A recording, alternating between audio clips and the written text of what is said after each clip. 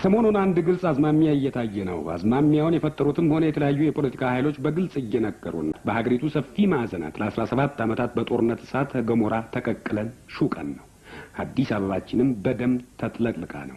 መአህድ የመላው አማራ ህዝብ ድርጅት ነኝ የሚለውም በኦነግ ፈለግ ምርጫውን አውግዞ መውጣቱ የሚረሳ አይደለም። የትናንቱ ደርግ ኢሰፓ ኮሎኔል ጎሹ ወልዴና መሰሎቹ ከዋሽንግተን ከጎናችሁ ነን መልእክት በይፋ ያስተላልፋሉ።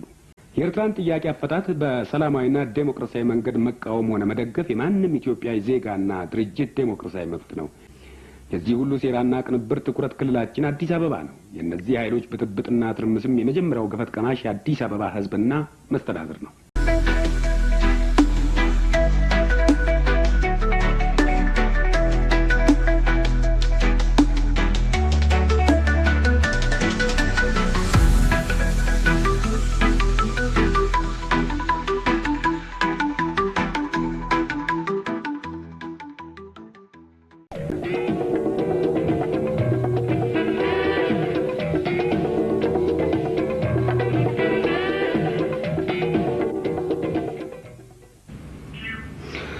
ሰሞኑን አንድ ግልጽ አዝማሚያ እየታየ ነው። አዝማሚያውን የፈጠሩትም ሆነ የተለያዩ የፖለቲካ ኃይሎች በግልጽ እየነገሩን ነው። የክልል 14 ምክር ቤት ስራ አስፈጻሚ ኮሚቴ ጉዳዩን እንደገና ሊያነሳ ሊያብላላና ሊጠይቅ ተገዷል።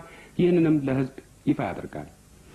የምትነግሩን ስለ ሰላምና እርጋታ፣ ስለ መብትና አንድነት ነው። የምታስቡትና የምትሰሩት ለዚህ ግብ ይሆን? ስለ ሰላምና እርጋታ፣ ስለ መብትና አንድነት የምንናገረው አንድ ይሆን? መለስ ብለን ማየት ይኖርብናል። በቀና መንፈስ ለምናየውና ለህዝቡ በሀገሪቱና በክልላችን የተረጋገጠ ሰላምና እርጋታ አለ። ዛሬ የህዝቡ ጭንቀት ምን ሰርቶ ኑሮውን እንደሚያሸንፍ ነው እንጂ ከጦርነት ብጥብጥና እልቂት እንዴት እንደሚተርፍ ማሰብ ማሰላሰል አይደለም። ላባደሩ ጥሬ ዕቃ አቅርቡ እናምርትበት፣ ኢንቨስተሩ ቶሎ አሰማሩንና እንስራበት፣ እንገንባበት፣ እናሳድግበት፣ ነጋዴው እንነግድበት፣ ገበሬው እንረስ እናምርትበት፣ ተማሪው እንማር ዕውቀት እንገቢበት ይላል። ሁሉም በየፊናው ለስራ ለግንባታና እድገት ከሰሜን እስከ ደቡብ ከምስራቅ እስከ ምዕራብ በተንጣለለው ሰፊ ሀገር ያለ ምንም ጥያቄ ከጊዜ ጋር እየተሽቀዳደመ ይከንፋል። ለሚናገረው ለሚሰራውና ለሚያፈራው ፍርሃትም ስጋትም የለበትም። ሀገራችን ለጎረቤቶች ለአፍሪካና ለሰላም የዓለም ሰላም የእርጋታና ምሳሌ ሆናለች። የሀገሪቱ መዲና ክልላችን የተጣሉ የተጋጩና የተዋጉ የሚታረቁባት የሰላምና የእርጋታ ኮንፈረንስ የሚካሄድባት ሆናለች። ይህን ማየትና ማመን ይችሉ ይሆን?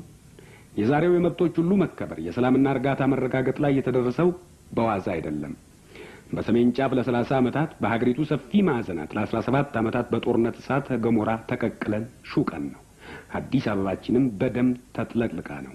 ውድ የሀገሪቱ ዜጎች ህይወት አልፎባት ለግምት የሚያስቸግር አንጡራ ሀብት ወድሞባት ነው። አዎ ሲናገሩት ይቀላል። ለዛሬው ሰላምና እርጋታ የተበቃው ከባድ መስዋዕትነት ተከፍሎበት ነው። ጦርነት አበቃ፣ ብሔራዊ መብት ተረጋገጠ፣ ህዝቦች ሁሉ እንዳሻቸው ይሆኑ፣ ዴሞክራሲያዊና ሰብአዊ መብት ተከበረ፣ ሁሉም ተደራጅቶ ይወዳደር በተባለበትና የሽግግር መንግስት በተመሰረተበት ማግስት ሰላምና እርጋታው ፈተና ገጥሞት እንደነበር የሚረሳ አይደለም። ኦነግ በውስጥ እያቆሰለ በውጭ ሰራዊት እያሰማራ ሰላምና እርጋታውን ወደ ጦርነትና ብጥብጥ ሊቀለብሰው መሞከሩ የቅርብ ትዝታ ነው።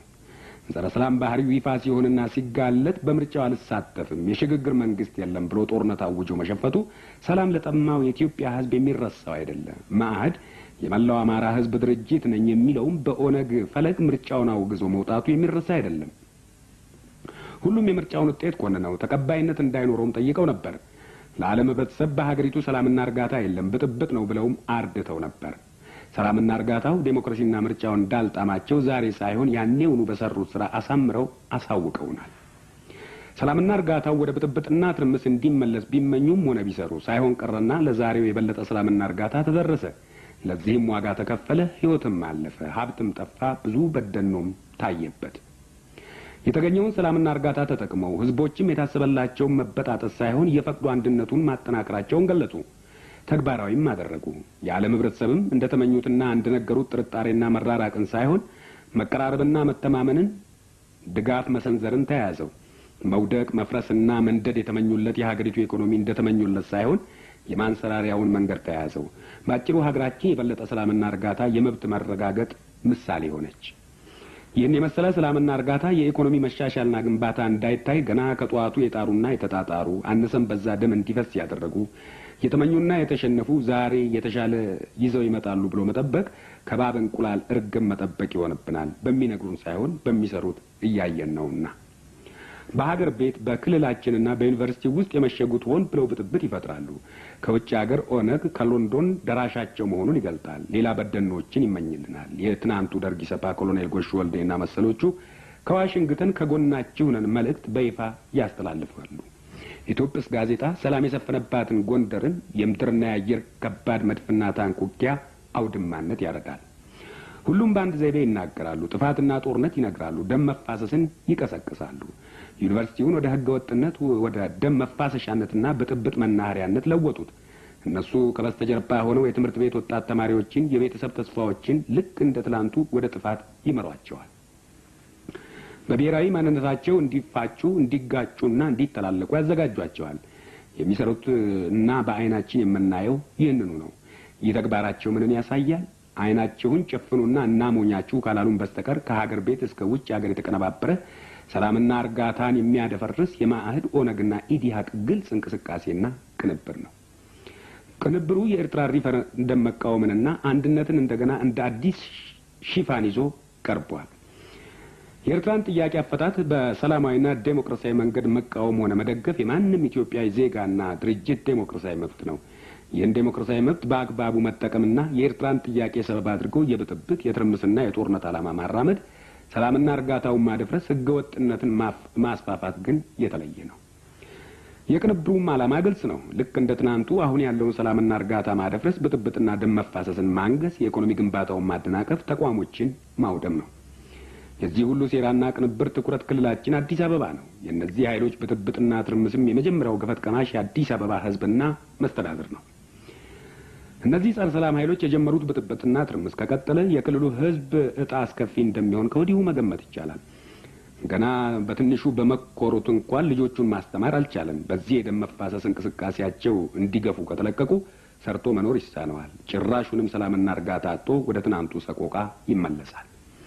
ስለሆነም የክልሉ ህዝብ ይህን ተገንዝቦ በሰላማዊና ዴሞክራሲያዊ መንገድ በጥብቅ ሊታገላቸው፣ በቃችሁ ሊላቸውና ለጸረ ሰላም ተግባራቸው የተቃውሞ ድምጹን ሊያሰማቸው፣ ሰላምን እንሻለን ሊላቸው ይገባል። ከህዝብ ድምጽና ተቃውሞ በስተቀር የብጥብጡና ትርምሱ ዓላማ ዘላቂ ማስቆሚያና ማሳረጊያ እንደሌለው አውቆ በብዙ መስዋዕትነት ያገኘውን ሰላምና እርጋታ ለመጠበቅና ለማዝለቅ የሚቻለውን ሁሉ ማድረግ ይጠበቅበታል። የክልል 14 ምክር ቤት ስራ አስፈጻሚ ኮሚቴ